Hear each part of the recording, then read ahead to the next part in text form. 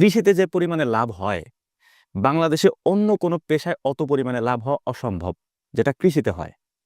কিন্তু মানুষ এটা বোঝেও না। খামার করতে গেলে অনেকে মনে করে যে খামার করলে লস হয়।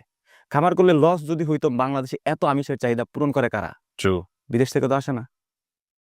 এইগুলা পূরণ করতেছে তো দেশীয় মানে উৎপাদন করেই। তাহলে যদি লসই হইতো, তাহলে 18 কোটি মানুষের আমিষের চাহিদা পূরণ করার জন্য একটা ছাগলও কিনতে পাইতেন না আপনি।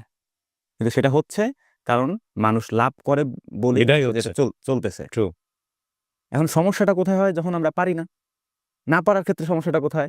একজনে মনে করেন যে সে চাকরি করে, হ্যাঁ? পাশাপাশি তার ইচ্ছা হলো একটা খামার করব। আরেকজন লোকরে দিয়ে করায়। এই যখন আরেকটা লোকরে দিয়ে সে করায়, আমার নিজের জিনিস, তার প্রতি যে ফিলিংস আমার থাকবে, আরেকজন সেই ফিলিংস নিয়ে কাজ করবে না। এটা স্বাভাবিক। আলহামদুলিল্লাহ, আমি আর আমার বাপ ২ জনে আমাদের খামারে যদি বলেন যে এখন ২০ জন কর্মচারী রাখা লাগবে, আমরা এফোর্ড করতে পারবো, সমস্যা নাই। কিন্তু আমি আর আমার আব্বা ২ জনে ছাড়া আমাদের গরুর খামারের ভিতরে সিঙ্গেল একজন মানুষ আর ঢোকে না। আমরা এই কাজ করি। এখনো পর্যন্ত আমরাই করি। যেটা আমাদের করার কোনো প্রয়োজন নেই। আমরা পায়ের পর পায়ে তুলে ঘরে বসে থাকতে পারি। কোনো সমস্যা নেই। কিন্তু এখনো পর্যন্ত আমি আর আমার আব্বাই করি কাজ। আমরা জানি ওইখানে যদি আমরা কাউরে ঢুকাই, পরের ৩ দিনেই খামার বন্ধ করতে হবে আমাদের। যে কারণে আমরা এখনো পর্যন্ত আমাদের নিজেদের কাজগুলো আমরা নিজেরাই করি। এই যে আমি এখানে আসছি, হ্যাঁ? আমার বাপের খুব পরিশ্রম হইতেছে আরকি। এখন যেটুকু সরি আঙ্কেল, কিন্তু এটা একটু কষ্ট করতে হবে ২ ঘন্টার জন্য।